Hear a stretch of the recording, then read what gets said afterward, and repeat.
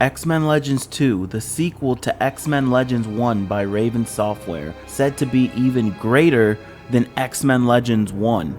And I'd have to say, I'm somewhat in between this opinion. Let's dig in. I just beat X-Men Legends 1, and the X-Men have defeated General Kincaid, who is the main antagonist of Part 1, along with our other enemy in the game, Magneto, and of course his Brotherhood. If you remember, after Magma, who is not in the sequel due to her completing her X-Men training and getting full control of her powers, went back home to live her life with her family. But yes, Magma, who controlled the Gravitron and saved Earth from Magneto's deadly plan, but afterwards, as Professor X was congratulating her on her heroism and such, Apocalypse appears on a monitor watching everything unfold, and this is when Apocalypse strikes. So now, this game takes place sometime after the events of Part 1. We get an intro where Magneto and the Brotherhood meet up with Cyclops, Storm, and Wolverine, our favorite, where they take out many men in this Greenland military prison outpost to free Professor Xavier. Nightcrawler teleports him and takes Professor X with him to a safe place, aka the X-Jet. This leaves the X-Men and the Brotherhood to escape out the prison outpost, taking out many military guards in the process. This is a pretty decent intro because we get a fresh new look of Storm, Wolverine, Cyclops, and even better cel-shaded textures, as well as having Magneto a playable character now, teaming up with the X-Men. The X-Men escape and get to a place called the Sanctuary, a place of Magneto's, and that it will serve as a base of the X-Men and Brotherhood operation while they are there on the island of Genosha. Professor X goes on to say that several days ago, Apocalypse attacked the city of Genosha. Though Magneto and others were able to escape, the rest of the population was trapped. That is one of the reasons Magneto helped free Professor X, so that Magneto can ask the X-Men to help him free his people of Genosha. And of course, the goodwill and heart of Professor X would never refuse such a offer and such help. This is how our story starts out, and I do a little team switching and then go to Sabretooth, in which we start our first mission in Sanctuary, where we must rescue Sabretooth's close friend named Blink, a gifted mutant that can teleport as far away as the moon. So I gather my team and head to the Dead Zone, where we see spiders called Scourges, or should I say Scourge Critters, drag away Blink. I fight through many of these bug creatures, learning my combos and also getting used to this map layout, as things are not as linear as X-Men Legends 1. With X-Men Legends 2, maps are much bigger, there's many more ways to go and explore, which is a cool improvement from the previous iteration. But back to the game, as I fight through these critters and rescue Blink, we get to know this new mutant and who is out of the loop on why the X-Men and Brotherhood are together. We also get some words from Blink, as it seems Sabretooth and Blink are very close friends, almost like a father and daughter relationship. Now that we rescued Blink, we now have access to a feature in the series where Blink can now teleport you to the main base every 5 minutes. It has a cooldown. This is awesome because now I can go back whenever I run out of HP potions or energy potions and restock on them, as well as backtrack better. I head into the cave deep into Dead Zone called the Circe Cave, in which we find new creatures called Circes. Apocalypse had them genetically designed to aid in the attack of Genosha, and that they pose a big threat and could overrun the island in a matter of weeks. The cave is filled with these weird bugs, and the cave also goes pretty deep, but nonetheless I make my way out, where the team runs into a villain called Grizzly, who was sent to track down Genoshan prisoners.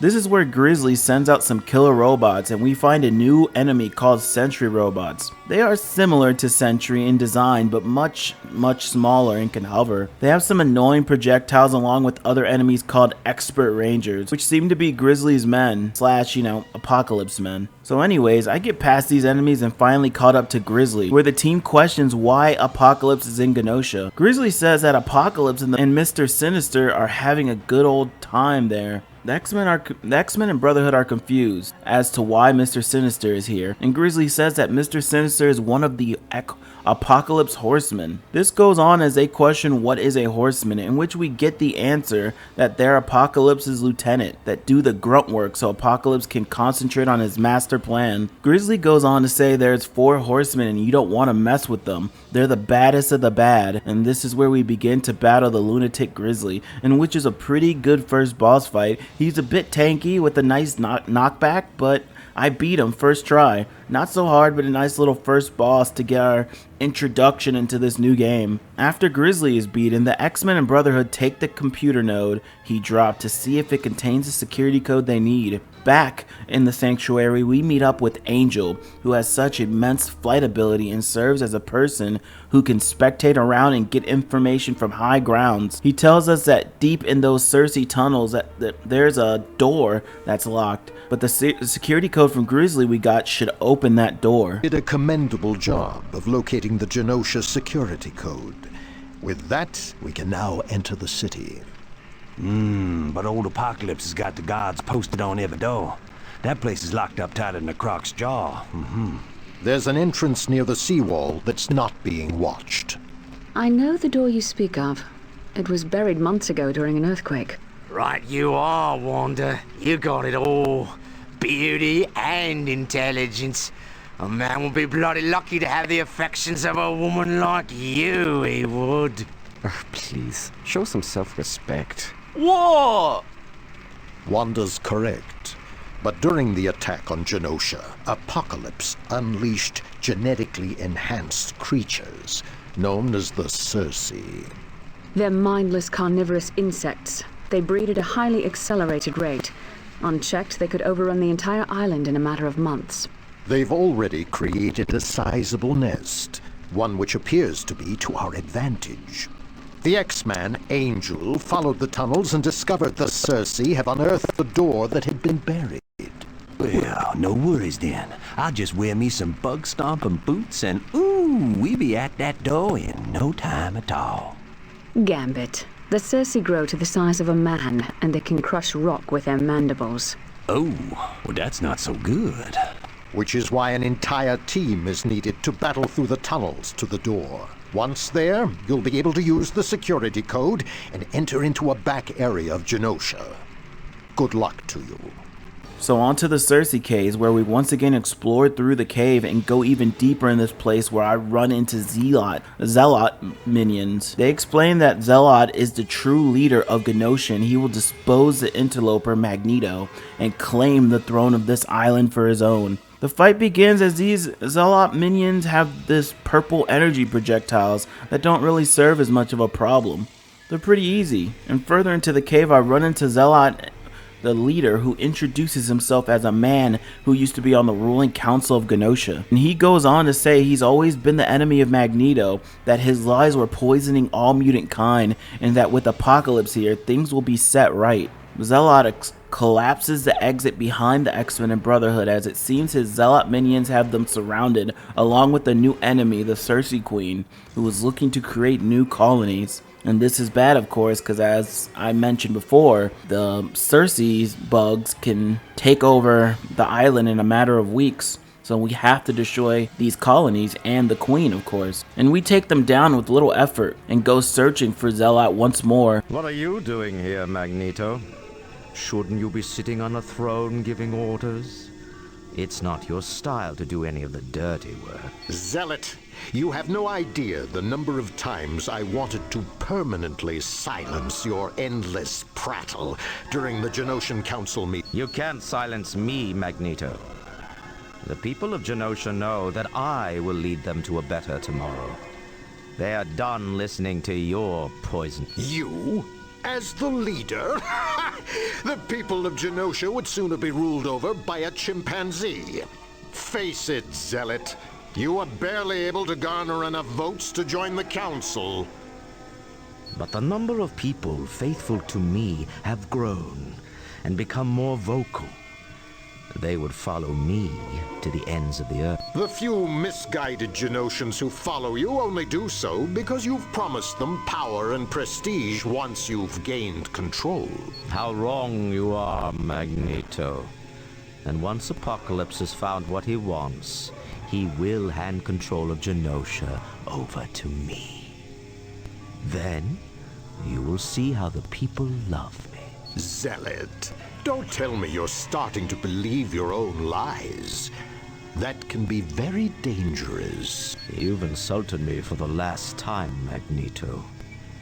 I will destroy you. Zealot proves to be my first run-in with a hard boss, and he's quite annoying. His projectiles cause a launch attack, as well as his ability to cover himself in debris and cause an explosion AoE. It's an annoying fight that makes me have to rethink my team synergy and escape to the extraction point to switch out my team members before I die. And this time, it works perfectly, as my new team consisting of Magneto, Wolverine, Deadpool, and Iron Man proved to work great. AKA I used cheat codes to unlock Professor X, Deadpool, and Iron Man as unlockable characters because I want to use them in the beginning, see how cool they are, because this is our first view of Deadpool and Iron Man, who will be appearing in the future of games called Marvel Ultimate Alliance that I will go over. But back to the story. I mostly use Wolverine in this boss fight as he's the strongest by far in the game, and he really does the damage I need to beat Zealot. Now with Zealot out the way, I can use the security code to enter Genosha, where we must get rid of the bombs on the Genosha seawall. Did well battling your way through the Circe tunnels and defeating Zealot. But now, a much bigger challenge awaits us. The X-Men survived the worst you've thrown at us, so it's not like Apocalypse is gonna slow us down. Hey, Bobby, why don't you just shut your yap? Huh. Big and dumb. Ooh, what an unusual combination. So you must be looking to die, huh? Yeah, like that's gonna happen at the hands of some bulked up steroid freak like you. Do not trouble yourself, comrade. Allow me to deal with this Cossack. You're certainly welcome to try, comrade. Heck, Snowboy here's even welcome to join in. Gentlemen, this is not the time or place for your childish outbursts. Oh, but he started it. Look, why do you always... Robert, be quiet. Yes, sir. As I was saying, a much bigger challenge awaits us. Apocalypse has placed several bombs on the lower seawall of Genosha. Should we attempt to retake the city, he would detonate them. Father, all of Genosha would flood.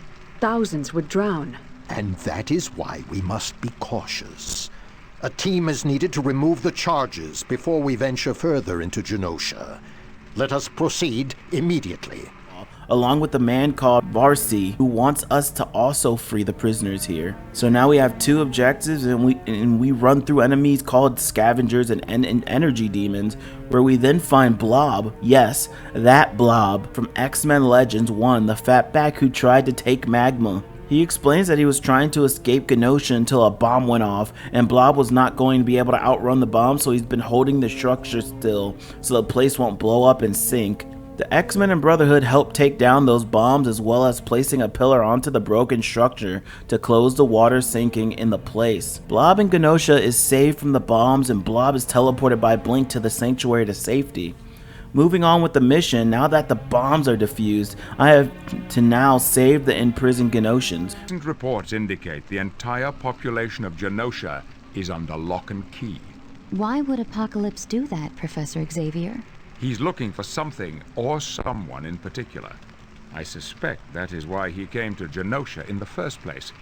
I need a team of you to... I'm done taking orders from you, little brother.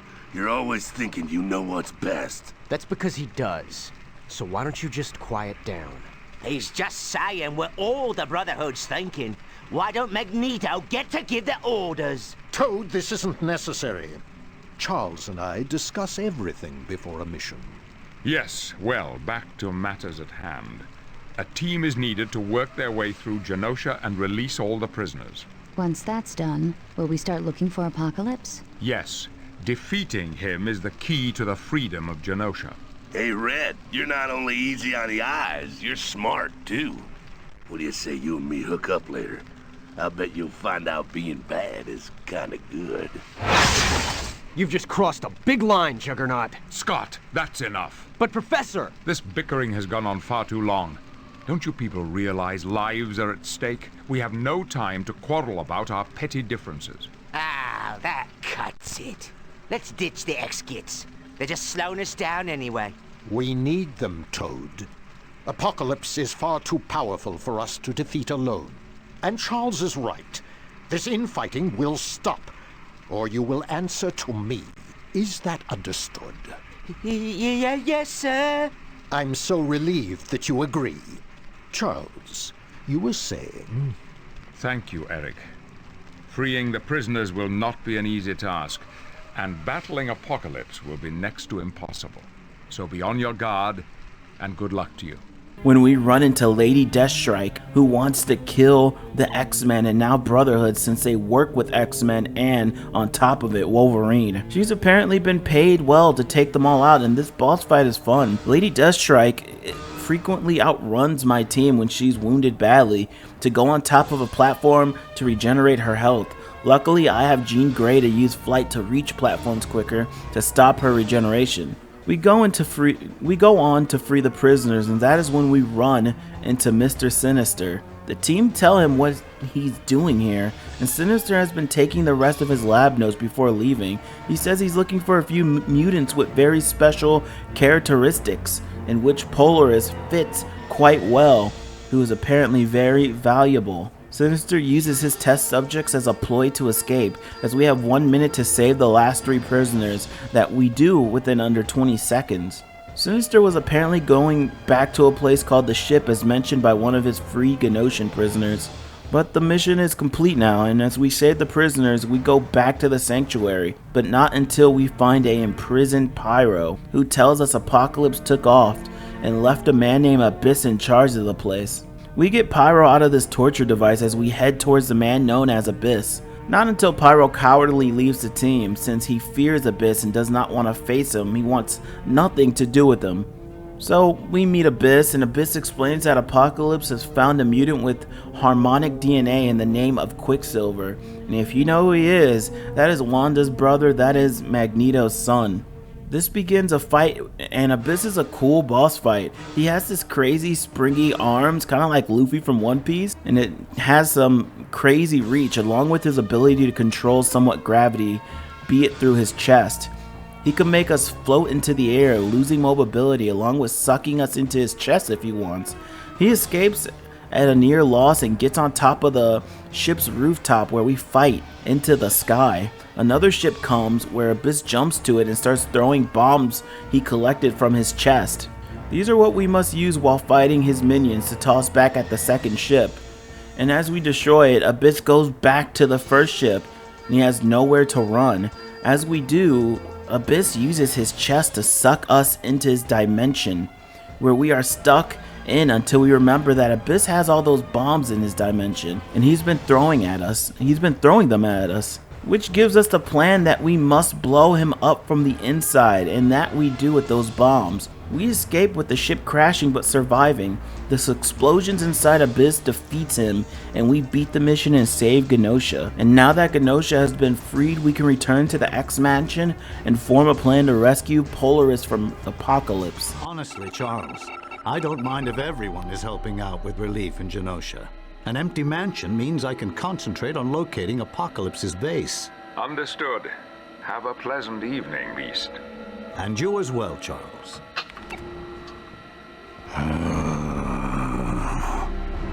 I had come here for the Xavier protocols, but I can make use of you as well.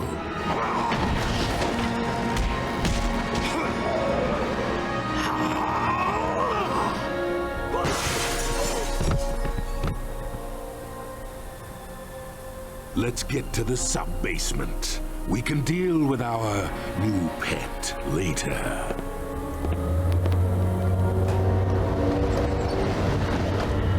You'll be blind without Cerebro, Xavier.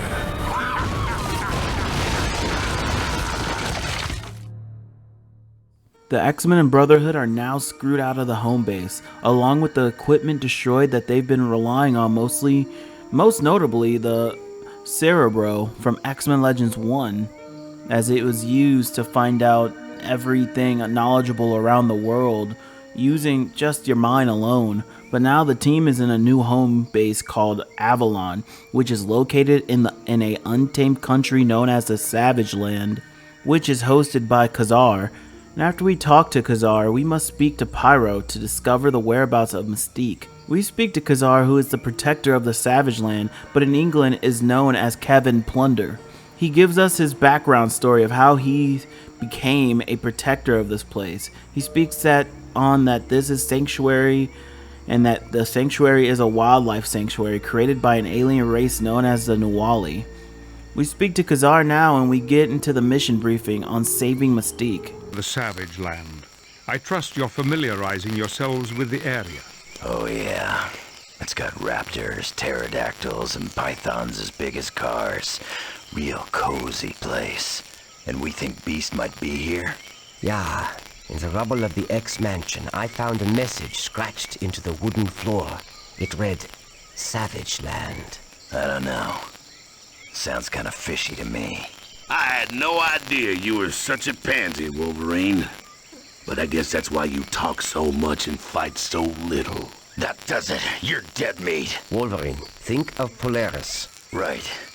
Yeah, we need these jerks to find her. But once this truce is over, you and me are gonna have a little chat, Juggernaut. Anytime you want, short stuff. Let me know when you're going to have this conversation, Wolverine. I may want to talk with Juggernaut as well. Charles, what is our first order of business here in the Savage Land? A short time ago, Mystique left to search the jungles for a mutant named Destiny. She recently took up residence in the Savage Lands. Apparently, neither woman has been heard from in quite some time. Do you suspect Mystique is up to something? With her, there's always that possibility. But right now, I'm merely concerned for her safety. Pyro followed her as far as the jungle canal. Search that area and see what you can find. Don't worry, Charles. We'll make certain Mystique's all right, and discover what mischief she's up to. Very good. Until we meet again. So my team of Juggernaut, Jean Grey, Storm, and Nightcrawler head into the jungle canal by boat, where we run into Mystique. She says she's been looking for Destiny, her close friend. Her friend Destiny went to the Savage Land because she sensed Apocalypse was going here to start a war. And yes, Destiny's the mutant power that she has is that she can see into the future. Mystique rushes forward and we follow suit into the jungle, where we fend off against cobra beetles, some weird big beetle enemies of the jungle, and with that comes Ravagers too. Deeper into the mission, we exit a cave and find Garrock, who traps us. Garrock is the god of the sun in the Savage Lands. Garrock says he has not found Destiny just yet, but when he does, he's going to gift her over to Apocalypse, and in return, Apocalypse will aid him in his conquest of the Savage Land. Mystique comes out of nowhere, shapeshifted as a Ravager. She hits Garrock and it frees us from his vines, and this begins a boss fight with him, and his beetles of course. This boss fight is all about patience due to Garrock being a teleporter and likes to pace himself away from close combat for projectiles. This presents a challenge, but due to Jean Grey's mental vortex buffing everyone, and Nightcrawler's great teleportation and speed, I'm able to beat Garrock. And after the boss fight, Destiny appears out of the bushes where she was hiding with an arm injury away from Garrock. She also has information for the X-Men and Brotherhood, explaining that she overheard Garrock say the X-Men's member Beast was being held in a Nuwali temple, and that it's best to talk to Shanna about all this. We head back to Avalon, our new sanctuary, where we get our next mission briefing. It seems we have a situation that requires your immediate attention. While scouting the area, Angel discovered a small army preparing to destroy the atmospheric generators for the Savage Land. Excuse my ignorance, Professor. What are atmospheric generators? They are highly advanced equipment left behind by aliens long ago. The generators are what create the Savage Land's tropical environment. But if those generators are destroyed, this entire area will be plunged back into the Antarctic temperatures that surround it. My God, this is terrible. Thousands would freeze to death in a matter of hours. Good heavens. Who would do something so vile? Unknown. There's some speculation they are the forces of a horseman of apocalypse. Well, we whipped the last one's butt in Genosha. Who's horseman number 2? That is also unknown. Why do you people bother having these little briefing soirees when all you do is raise more questions? They ask these questions so that when we're out in the field, we know what to look for. Thanks, Wanda. Now it makes complete sense. Go ahead. Keep talking, Chuck. As I was saying, a small army is about to attack the atmospheric generators. And you would like us to stop them before they can bring into Ice Age to the Savage Land? Yes, and perhaps you could question them for information that would lead us to Beast. Oh, I am certain we'll be able to find time to ask them for the whereabouts of our friend. Very good. Until we meet again. So on our next mission, we go into the jungle ruins to protect the atmosphere processors from apocalypse soldiers. These processors are what makes Savage Land the tropical beauty it is. It's highly advanced alien technology. Right when I head into the jungle ruins, we find the soldiers destroying one of the processors, and they do it. One processor is destroyed before we could even protect it. Angel briefs us in that there's still 2 processors to save and that not all hope is gone. So we move forward and take out these enemies called Behemoths and Shock Troopers. Afterwards, we find the 2 processors and begin to defend it from the swarms of apocalypse soldiers. We defeat them, and that's when we see the last enemy, who is named Petrovich. Should I say Petrovich? And he goes on to say that Mikhail has assured him that the X-Men and Brotherhood would never get this far.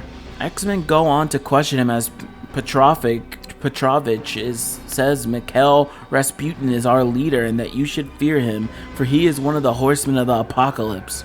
The team tries to get information on him, and the main information they ask is where is Beast. Petrovich refuses to say a word. The X-Men have no choice as they say Professor X will go into his mind and rip the information out himself, which is a painful process. And of course, this is a big bluff on their side, as this is not something they would do. Petrovich fears this and immediately spills the beans. Petrovich says that Beast is held in an ancient underground Nuwali temple, but it cannot be reached on foot and is impossible to reach with their X-Jet. Petrovich goes on to say they have hidden surface to air rocket launchers everywhere as well.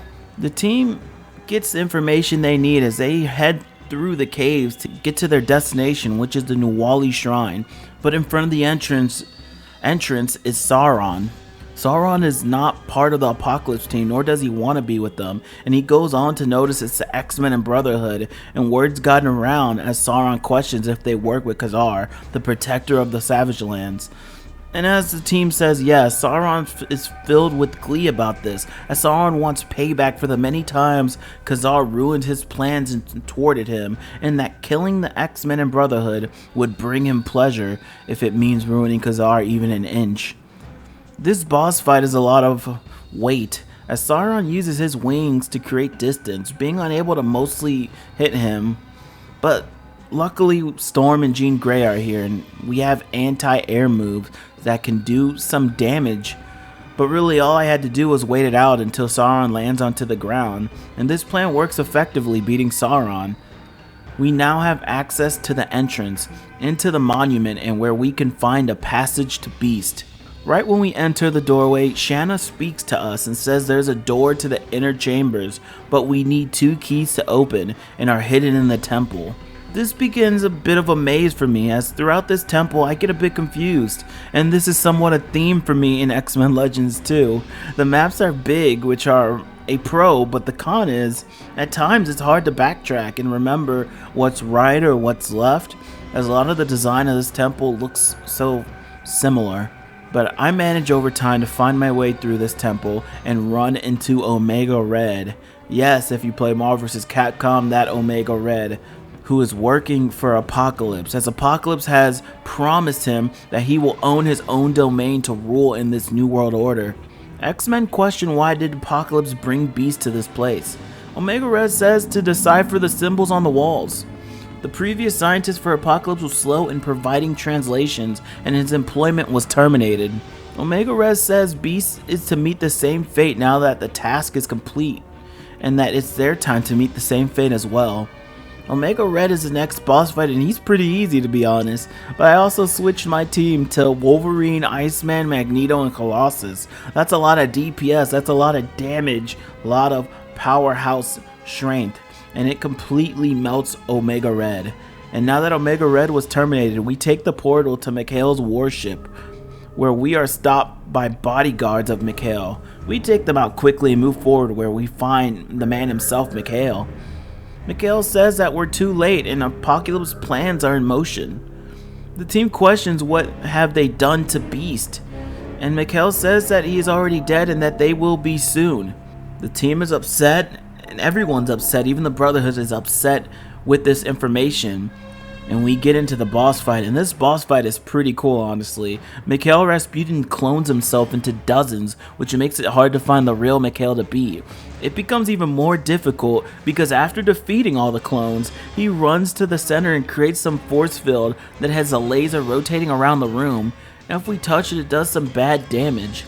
Not only do I have to jump over the lasers that continue to multiply, we have to defeat Mikhail's enemies at a right position in 4 spots that are centered around the force field, as the enemies turn into these control panels that can shut down the force field, but we have to turn all 4 off at the right spot.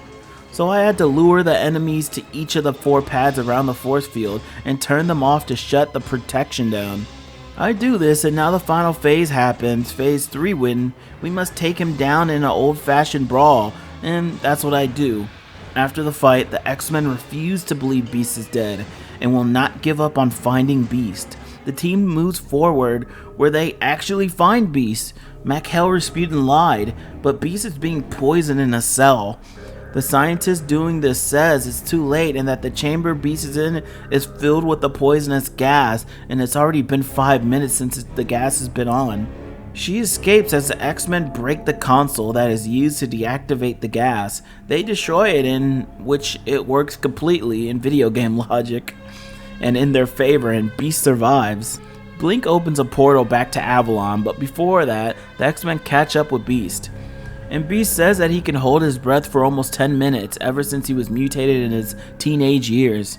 This saved his life, as the scientist says that he was in the gas for 5 minutes and was as good as dead. We get more information on why Beast was kidnapped, as he says the Nuwali Temple contained symbols Apocalypse needed to transcribe, and that he refused at first, but Apocalypse threatened to kill Polaris and Quicksilver. He goes on to explain that the Nuwali symbols were instructions for building a machine, in which he has no idea what it is and is not certain. The team is back in Avalon, where Professor X says that the threats in Avalon has been removed and that the Savage Lands is once again safe. And now they can set their sights on stopping the army Apocalypse from endangering anyone else.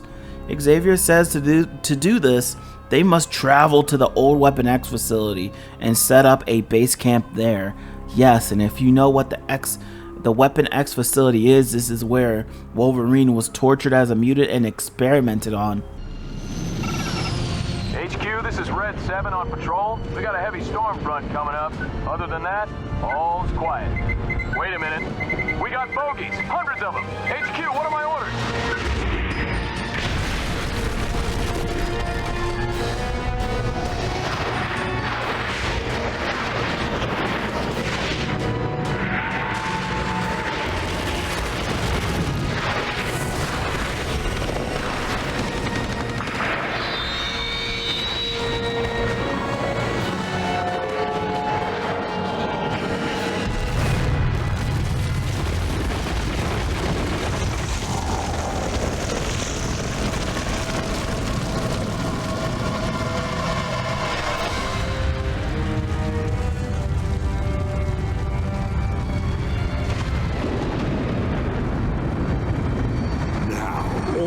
Shall bear witness to my greatness.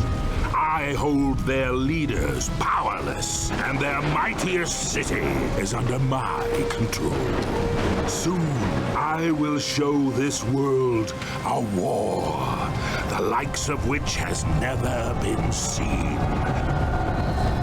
I will weed out the weak and inferior, so that only the strong survive. The X-Men and Brotherhood moved to their latest headquarters in the old Weapon X facility. It's discomforting for many of the mutants, especially Wolverine, but the team has limited options right now. Department H reports that Apocalypse is planning to attack major cities around the world, and they can not allow that, so their primary objective will be to disable Apocalypse's military infrastructure.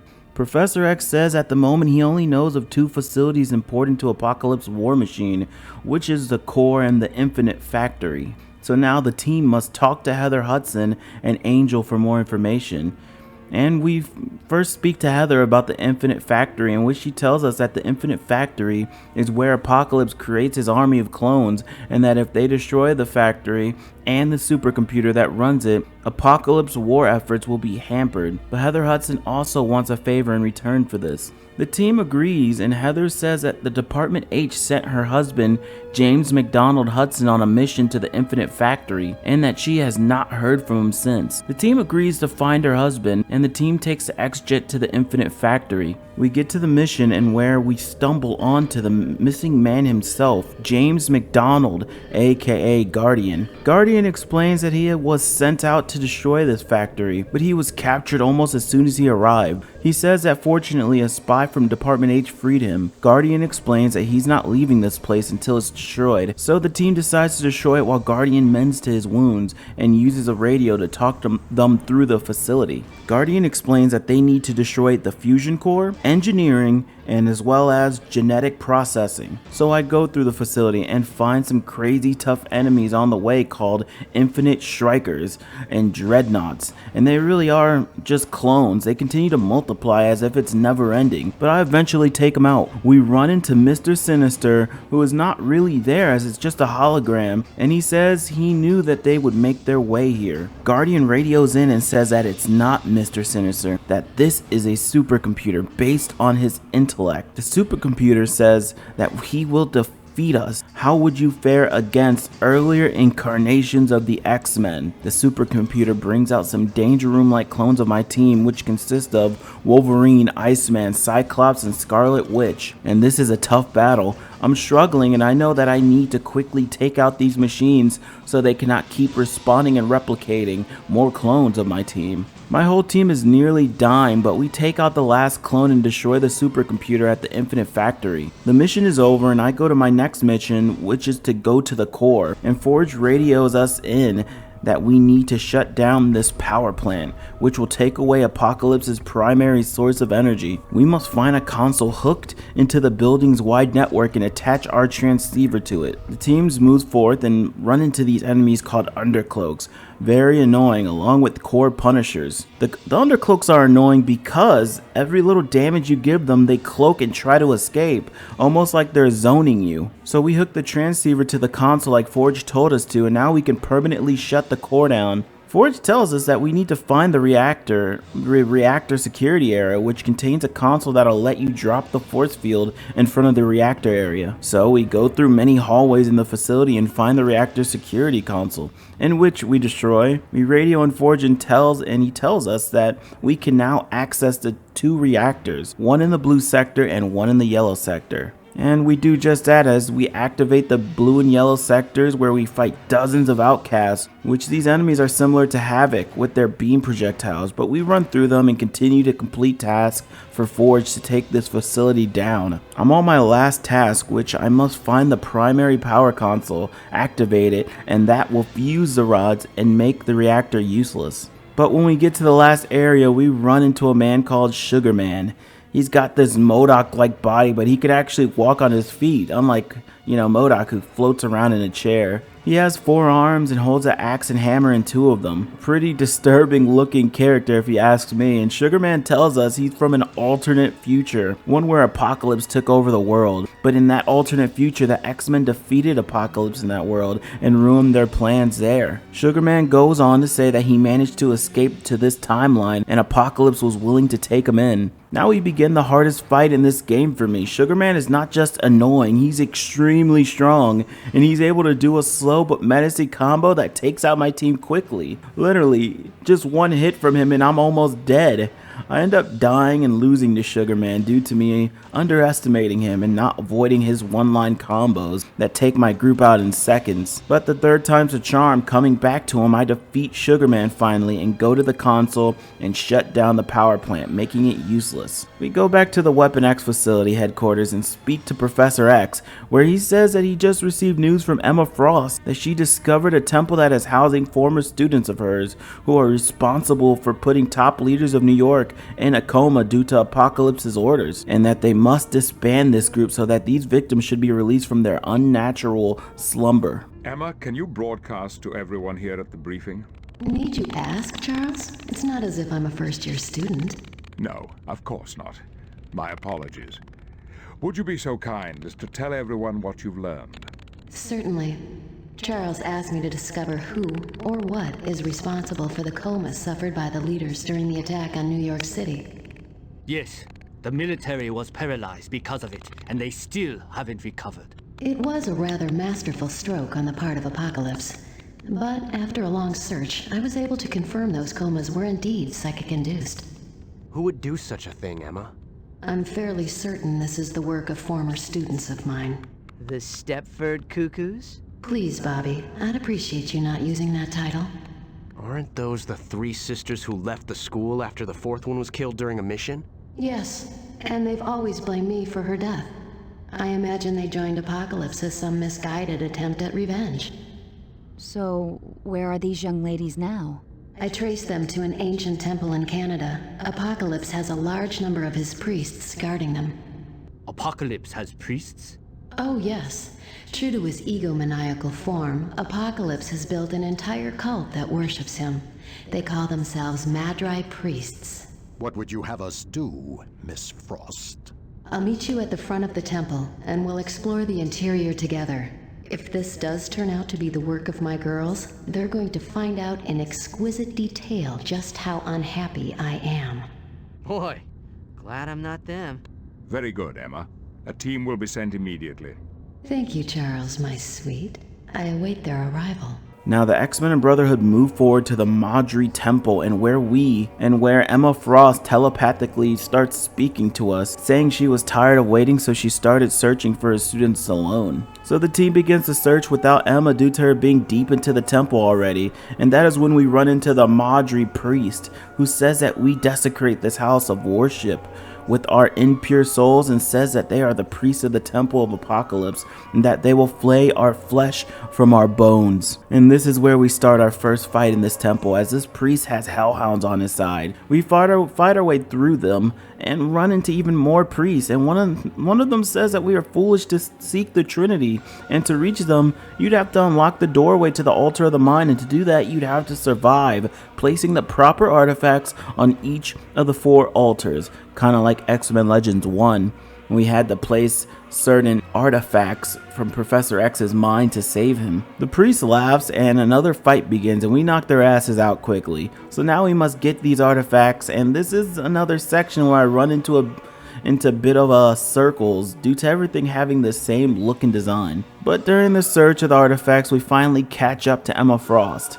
She says that she discovered 3 machines in the temple that look similar to the Cerebro, which means Apocalypse stole them from the X-Mansion before blowing it up. And Emma Frost continues and says that this is how they're holding the leaders in a constant state of unconsciousness, and that we need to destroy these 3 mini Cerebros and their victims should awaken after that. Emma Frost decides to go on her own to find her students while we handle the Cerebros and the artifacts. So we make our way through the temple and destroy each of the Cerebros, all 3 to be exact. After destroying them, I gathered the artifacts and activated a portal from the altar of the mind, and this should take us to the Step Forward, Emma Frost's little students. But it seems the Step Forward has captured Emma Frost. So now we get to the finale of this mission, where we find Step Forward, aka Emma Frost's 3 students. The team asks where they have taken Emma Frost, in which the students explain she's gone now, and that Apocalypse needs her for an important experiment. And this is where we meet our next boss.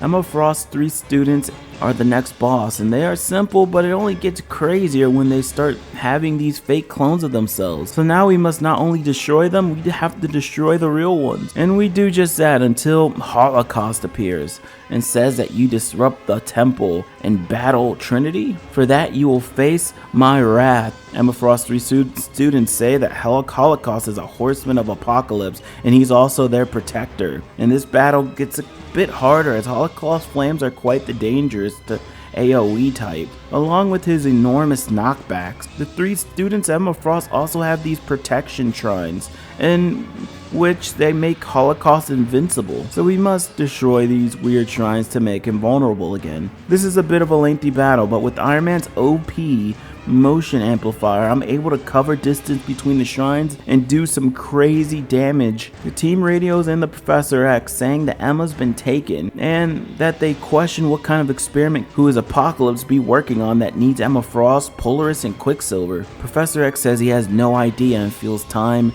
is running out. We take the Blink portal back to the headquarters, having disbanded the temple, completing our mission, and Professor S at the headquarters says that he has some bad news, and that bad news is that Angel has been captured and has no idea what his fate is, but imagines the worst.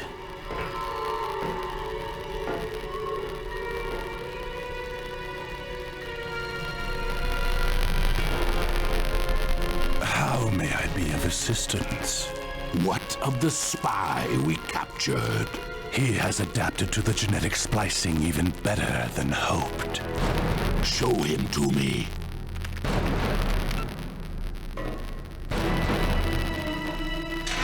Angel, come forth and meet your master. The name Angel no longer applies. What would you have us call you? I am Archangel, a horseman of Apocalypse, and I am yours to command. Your speed and strength have been augmented. But what of your soul? My soul is filled with hatred, rage, and death for the X-Men.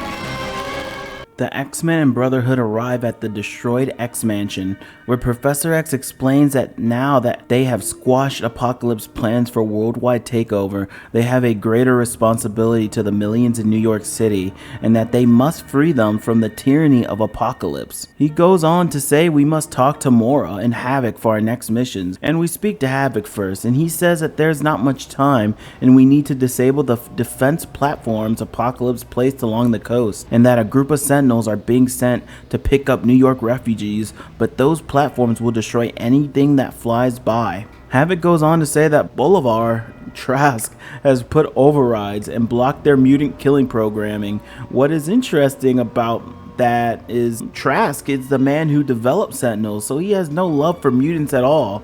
So it makes you think, why does he want to help the X-Men? Well, he tried to kill mutants, but most of his Sentinels are now laying in the bottom of the ocean by Apocalypse's army, so now he has no choice but to side with the X-Men. So we take the X-Jet to the platforms, where Professor X says that because the platforms are much more fortified than first believed, he has requested the aid of the SHIELD, and they can secure the structures once the defenses are down, and they know the area better than us, of course. Professor X says he hands the control of the mission over to Colonel Nick Fury. Yes, Nick Fury, the ultimate Nick Fury, of course. Unfortunately, I love the original Nick Fury, but Ultimate Nick Fury's alright too, and we are greeted by Nick Fury as he tells us that it is imperative that you destroy the anti-aircraft guns before my men arrive. If we do not, they will shoot his men out the sky. Time is the energy, so move fast. And Nick Fury was not kidding, as we have under a minute to do this,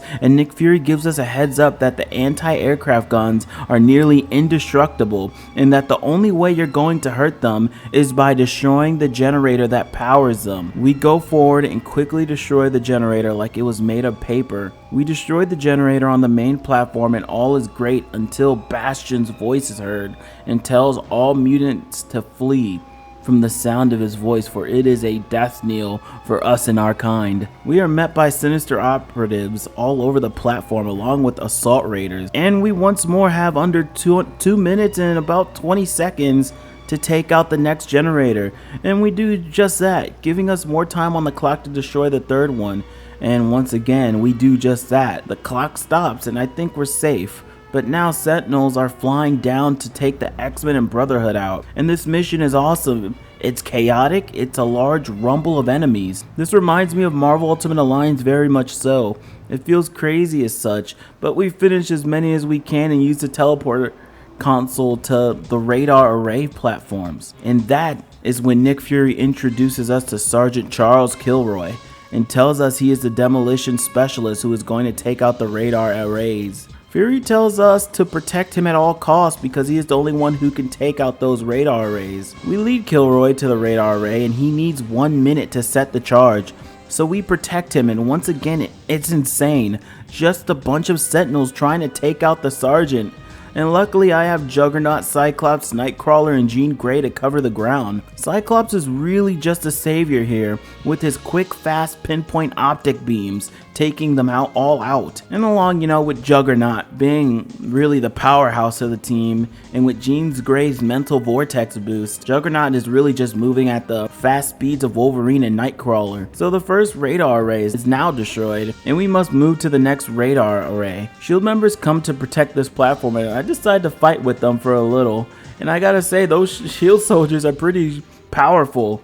And it's pretty chaotic just fighting alongside the SHIELD, taking out all these damn enemies. There's so many sentinels coming out of nowhere. But afterwards, we move forward to the next charge being placed with an even longer timer, and we once again get the job done. This time almost getting Kilroy killed in the process.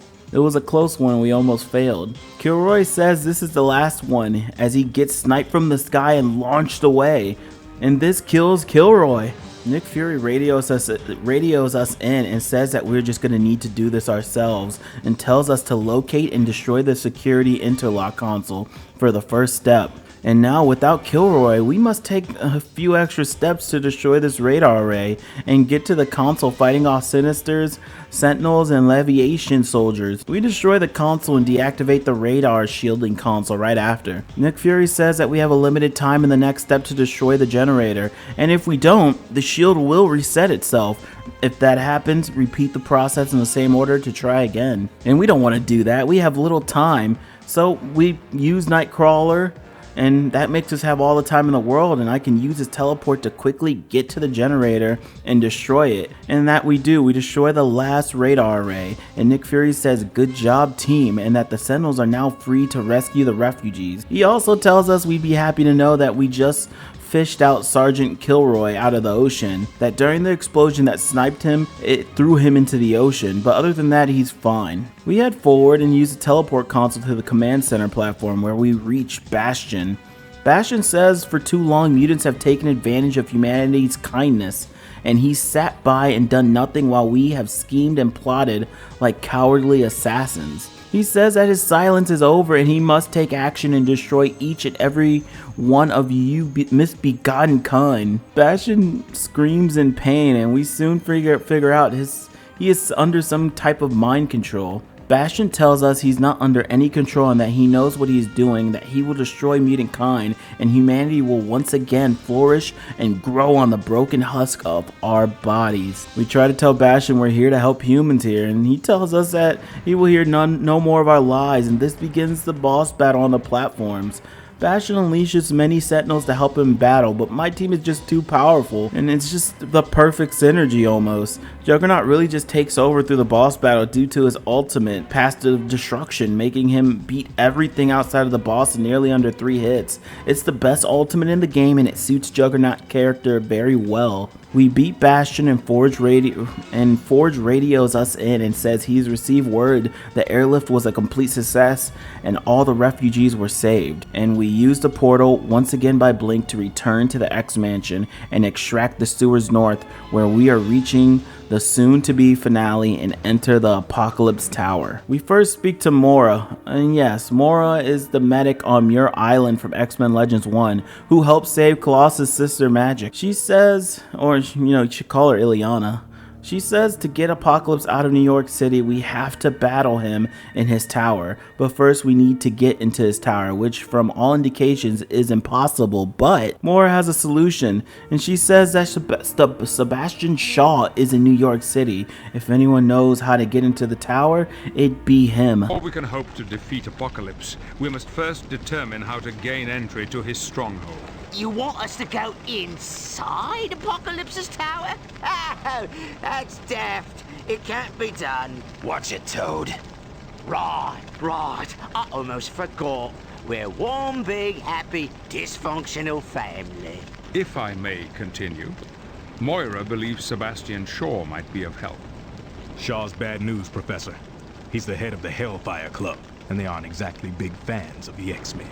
I understand, Bishop, but it's because of his unsavory connections that he might know secrets of Apocalypse. He also might want to hand us over for a nice reward. Aye. Somehow, this has got to figure into Destiny's prediction. Toad, I ain't warning you again. All right. So what do you want us to do, Professor? Travel to New York City and find Mr. Shaw. Then see if he has the information we desire and what he would like in return. How about we persuade him the old-fashioned way? Wolverine, ain't you ever gonna learn? You can't solve every problem with your fists. Don't know. Ain't never run across a problem I couldn't solve with my fists. No, there will be no violence against Mr. Shaw. Simply find him and see if we can reach an agreement. Any questions? Then good luck to you. So we begin our mission into the sewers, and this is giving me flashbacks from the X-Men Legends 1 game. It's got somewhat a different design, and there's a bunch of bug creatures right by the Morlocks who are on our side ever since X-Men Legends 1 due to Meryl learning from her lesson and X-Men saving her mutants from the Gerso soldiers, but the Morlocks still attack us, and that's because not every Morlock has sided and agreed with the Marrow. A lot are deep in the sewers, ready to destroy the X-Men any chance they get.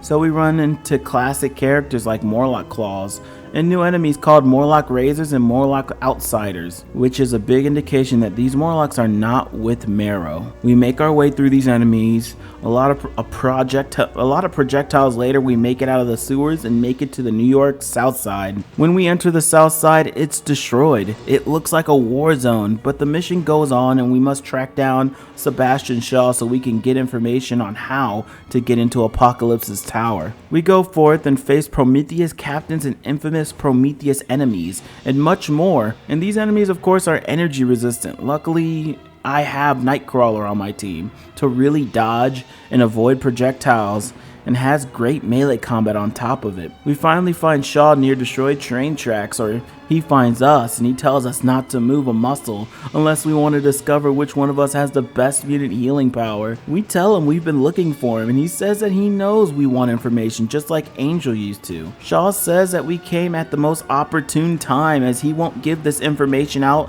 until he gets the tech bits, a holodisc, and his master key. Once we get these items for him, he will tell us anything we want to know. He tells us once we have the items, meet him back at the X Mansion. So we must once again do some chores and get some information. But this is great as long as it comes to the end of defeating Apocalypse. I collect the Tech Bits treasure chest, so now we head to the west side of New York, where we face War Broods and Optic Ghosts along with Prometheus bots. We get to the stopping point when there's a laser gate stopping us from entering, but I use Nightcrawler to teleport in, skipping a step in the process to somehow deactivate it.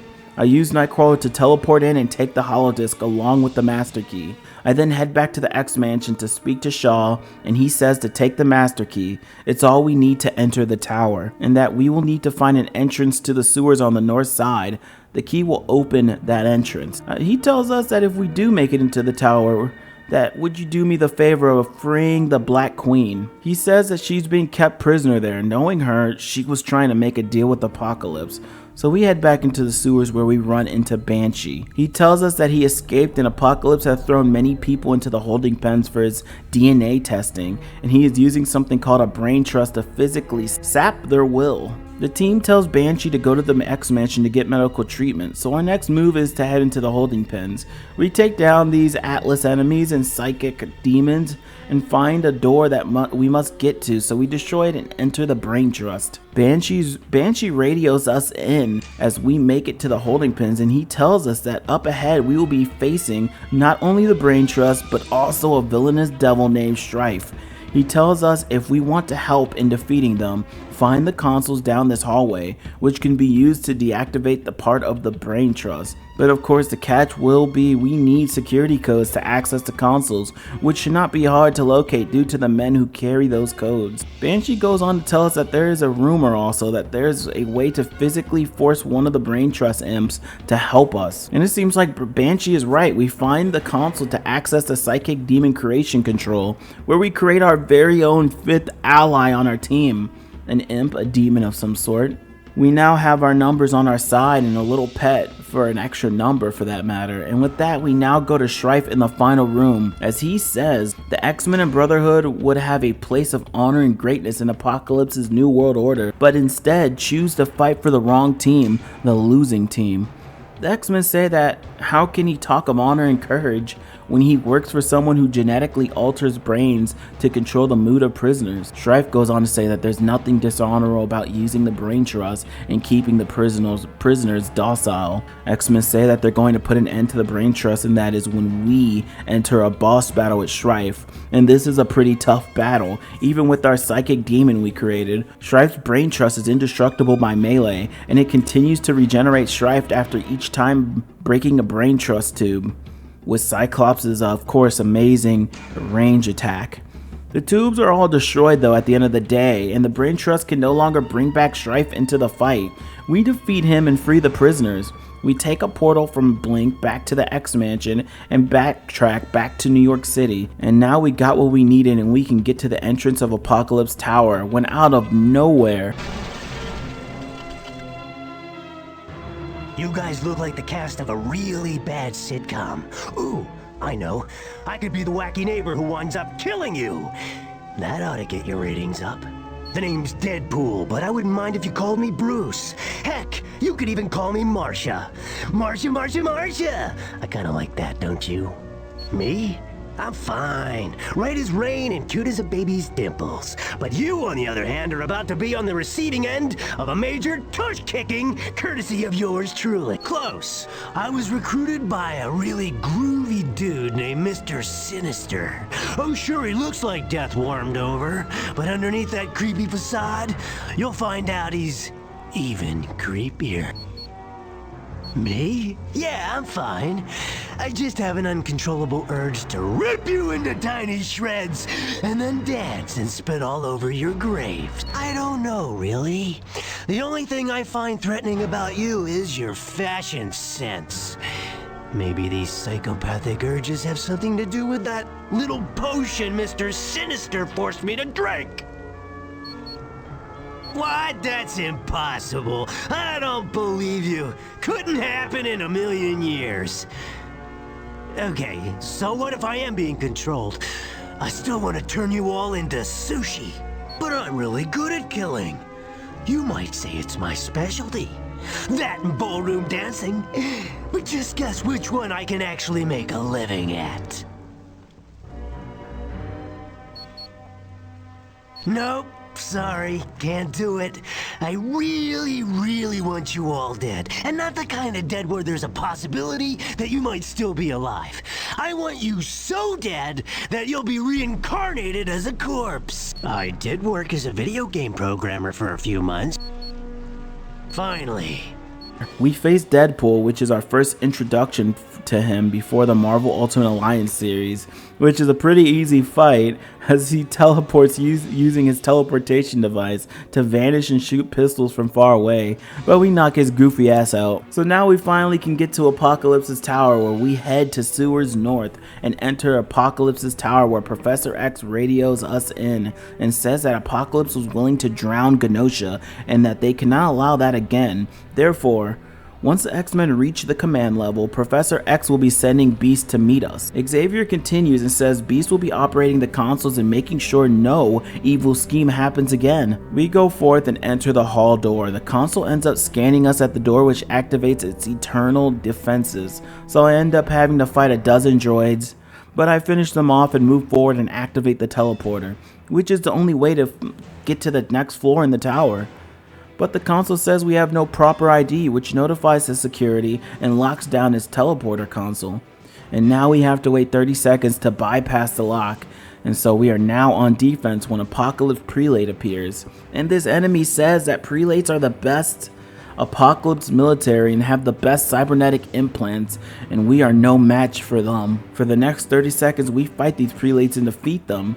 And we now enter the tower engineering, where we run into an imprisoned person called the Black Queen, aka Celine. This is who Sebastian Shaw was looking for, and she tells us she has information that would be useful, but we must release her from the imprisoned cell. And we do this, and she basically leaves without giving us information, lying through her teeth. But Shaw did want her freed as a favor, so I guess mission complete for that side task. But back to the main mission. We move to Sinister's lab in Apocalypse Tower, where we see Beast and Sabretooth, but he teleports away. It seems Apocalypse has mind-controlled Beast once again and teleported Sabretooth away. Beast goes on to say the Beast you knew was erased back at the Savage Lands, and he is now called Dark Beast, servant of Apocalypse.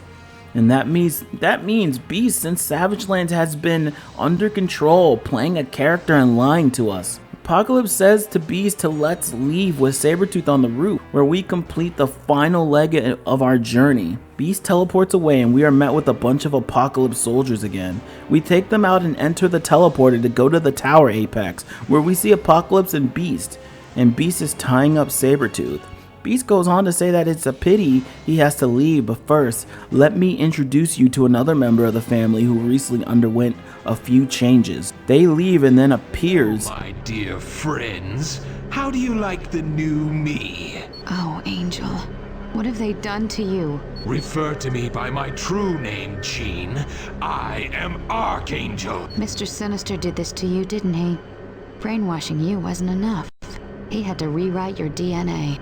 Mr. Sinister opened my eyes, showed me that I don't have to be confined by Xavier's rules of morality. No, Sinister has blinded you, corrupted you to think how he wants. You're just a pawn to him. Don't try to use your psychobabble on me, Jean. I can see right through it. Thanks to Mr. Sinister, I'm free to revel in my powers. I don't have to be ashamed for being a mutant god who walks amongst weakling humans. Angel, please, listen to me. Your mind is being controlled somehow. You have to fight it. Silence! I've heard enough, Jean. Why am I even wasting my time talking to you? Because, Warren, despite all the changes, you're still Angel, and you know the truth. Yes, Jean. I know the truth. We now fight a friend, mind broken into an enemy from Apocalypse's side, and he has great mobility as well as a teleporter that he hides in. We must break the teleporter rods to break this machine protecting him. There's also a beam going haywire, which we need to redirect into Angel and the little shrines he stands on, which are at the end of the map. We destroy the rods and the platforms he hides on and defeat Angel all in one. Jean Grey says telepathically to Professor X that they have found Angel, but Mr. Sinister did something to him. Xavier says that his mind and body have been radically altered. Xavier says to move forward and leave Angel as he will be taken care of, and we must stop Apocalypse, and there's no stopping now. So we follow Apocalypse. What's going on here? Where am I? Cease your struggles. Those restraints are composed of adamantium, a metal which even your elephantine strength cannot break. I'm gonna paint this whole room with your blood! Though limited, your vocabulary is certainly colorful. You can't do this! You're an X-Men! You're an X-Men! Was an X-Man. Having second thoughts, Beast? No, not at all. What of the Nexus? How soon until it is functional? Syncing 4 genomes is no small feat. The energy generated by infusing these 4 mutant genes is far greater than had been guessed. Perhaps even more than you could cope with. You underestimate me, Beast. Once I wield the power of the Four, I will be invincible. None will stand in my way, and I will see to it the X-Men and the Brotherhood are utterly annihilated.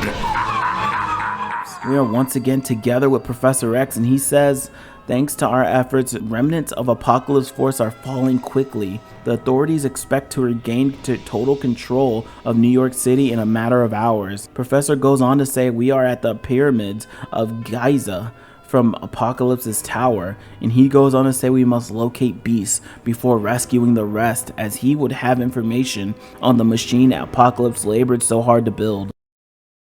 Apocalypse threw the teleporter atop his tower. Our team wound up here in Giza, Egypt. With the aid of the X-Jet, we brought the rest of the team and are preparing for a final assault on Apocalypse's lair. How's Angel? Mentally, he's shaken up. But given time, he should recover from the mind control drugs of Mr. Sinister. Physically, I don't know if we'll ever be able to return him to his natural form. Is Beast being controlled the same way Angel was? Most definitely. If we can free him from Apocalypse, we should have little trouble clearing his mind. Now that Apocalypse has the 4 mutants he needs for his machine, is this something we should be concerned about? That's difficult to say until we find out exactly what it is. And my son is a part of this machine. Just like Polaris, Emma Frost, and Sabretooth. Then we must move swiftly, Xavier. I will not risk my son's life one more second. Do you hear? I've done as you asked me up to this point, but I cannot wait a moment longer. I understand, Eric. But for us to succeed, we must first locate Beast. That's preposterous, Xavier. Why should I risk my son's life just to save one of your X-Men? Think about it, Magneto. Apocalypse left the teleporter on in New York to deliberately lure us here. A trap is waiting for us. Yes. If we can free Beast, he might be able to warn us what the trap is. Very well. We'll do it your way, Xavier. But may the gods help you if my son is harmed. Let's hope it doesn't come to that. Now, be on your way. We have no time to waste. So we go forward to Ra's mouth using my team of Magneto, Iron Man, Iceman, and Wolverine. Some of my most powerful members I leveled up. Through this weird pyramid though, we run into these beetles once more and new enemies called Anubits, which we defeat and open a door to find Mr. Sinister along with a controlled Beast. And this is a dual boss fight. And there's this device called the Resurrector we disable, which we then use the nullifier to make Sinister vulnerable, in which we can now do damage to him in the fight. This battle is pretty cool, and Beast poses a threat in this fight, as he seems to turn on the Resurrector every time we turn it off. This makes Sinister invulnerable if it's kept on.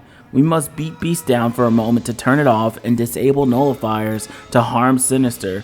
But every now and then, Sinister turns back on the Resurrector himself too, to awaken Beast when he's down. Over time, we get that health bar down of Mr. Sinister and defeat him.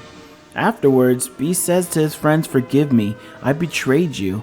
The team says if that is really him, as Beast replies, as he says he believes so, as Sinister's deadly cocktails have finally worn off. The team asks him about the machine he was told to build, where Beast says that the machine would harness the powers of 4 mutants with harmonic DNA. The machine afterwards transfers that power to him, who is Apocalypse.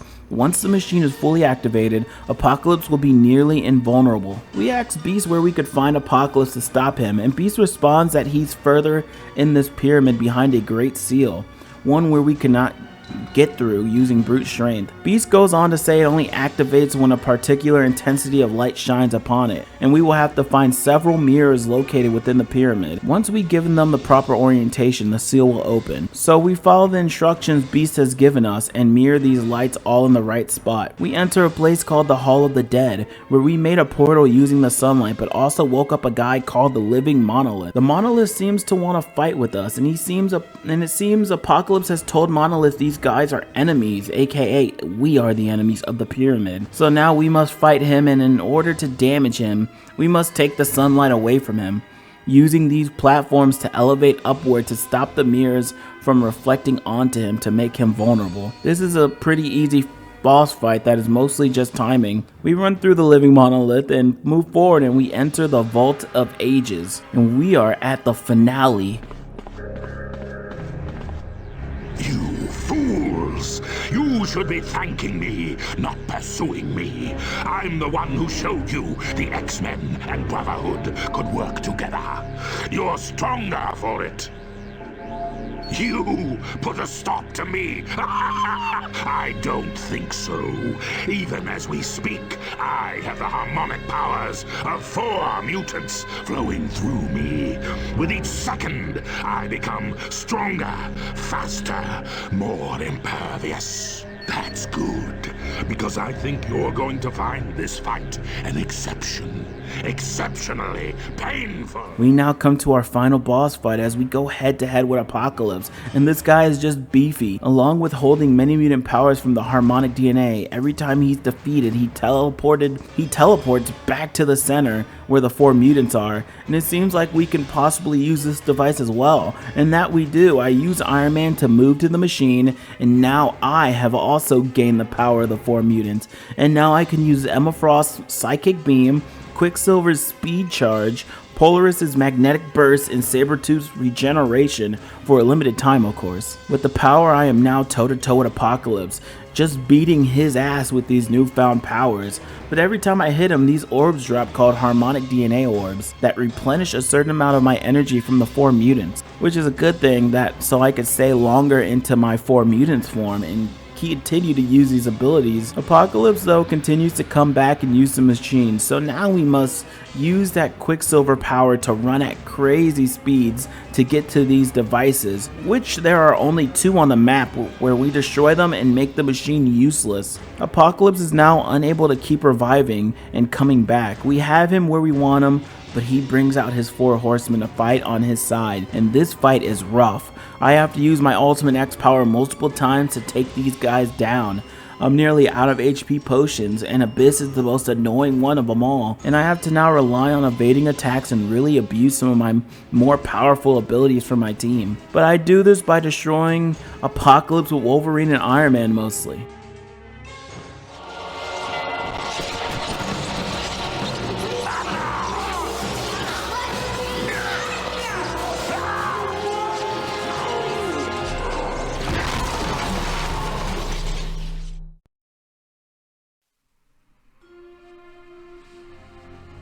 Everyone is safe, and Apocalypse is defeated, Eric. Defeated, yes, but not destroyed.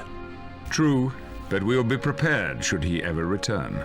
Ever the Optimus, eh, Charles? And why not? Look what we accomplished together. Imagine the good we could continue to achieve. Give up your childish dreams. One day soon, they could be your undoing. Never, Eric. The world needs dreamers to give it a soul. And it needs realists to keep it alive. Professor, Magneto's a lost cause. Why waste time on him? There were a dozen times Eric could have handed us over to Apocalypse in exchange for his child, but he didn't. And that proves there is hope for even the hardest of hearts. I still don't quite understand how Apocalypse lost control of the power. The only way that could have happened is if the device had been tampered with. Forget about it, Beast. Your machine wasn't perfect, that's all. It's not like someone would have sabotaged it.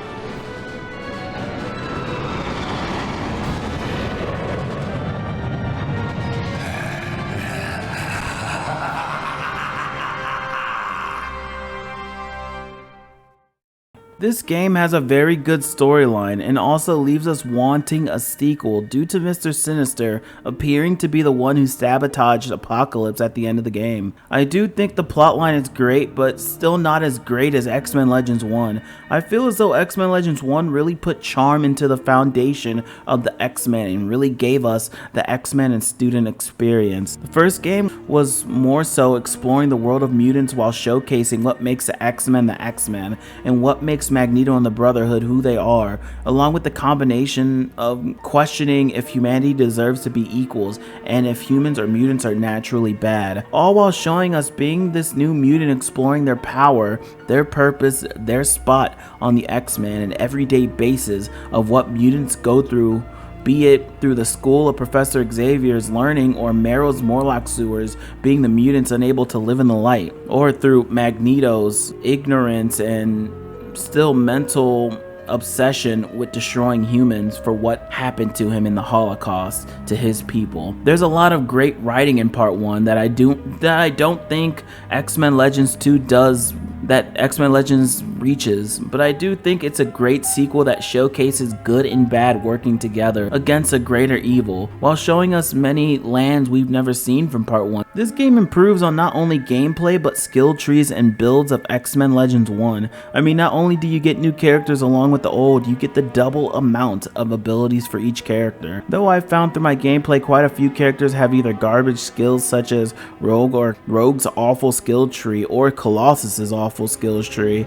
There's just too many similar moves, such as Wolverine having like 3 to 4 same claw moves, but the higher level ones do more damage and have better uniques with them. I wish more characters had more unique abilities for themselves as a Magneto, Bishop, or Jean Grey in the game. You have stats that are somewhat different from previous iterations. A body stat that focuses on health per level and resistance and double healing chance with a damage bonus on top of that. The strike stat that increases damage with melee with a 2% plus damage per striking. A focus stat that is all about how much energy points you have along with energy regeneration and melee mental damage and a chance to double energy from potions. And speed and stat that increases your attack rating and defense rating, which attack rating increases the chance to hit with melee attacks and defense increases the ability to dodge incoming melee attacks. Something great for melee like Nightcrawler, Wolverine, Deadpool, etc. But back to builds. You could really just do so many different kinds of builds with double the amount of abilities now. For example, Magneto has his main skill, which is levitation, which is just Jean Grey's telekinetic push. Along with that, you can use Sharpnel Sentry, which tosses Sharpnel at enemies from long range with AoE of immense damage. Not only can you push back to send out Sharpnel, you can also use Polarized Shield ability to avoid range damage altogether while doing this. And if you don't want to do that build, you can have a mental damage buff melee build with Magneto, or just a levitation energy build so you can go on forever without refueling energy potions. On top of that, some of these builds can either have, you know, a blocking damage build or a tanky build for Magneto, since he has so much damn health and defense. You know, it just comes natural to his character. Not every character is the same. Another example, our bestest buddy, Wolverine, is even stronger from X-Men Legends 1. No more do you need to rely on Feral Slash or Claw Fury, which Feral Slash has been somewhat range reduced. You can now use like a Blood Bleed build with the Bloodlust and use Berserker Fury, just like in X-Men Legends 1, to buff your speed and attack. Though, not as fast as it used to be, but definitely just as strong. But yeah, you can use the Berserker Fury to buff your damage, your speed and attack. Or you can use Berserker Fury to buff your damage and speed with Lethal Lunge, which gives out a 50% plus depending on your level to do instant kills. On top of that, you have passives and debuffs, but passes are way better to upgrade. Because, you know, damage, and you want to strike, you want to damage, you want to regain energy, you don't want to sit there and take hits. That's a useless upgrade to me depending on the character. Someone like Wolverine doesn't need defensive buffs, and Wolverine's Clawmaster is the one upgrade you should max out, as regeneration means absolutely nothing to most characters.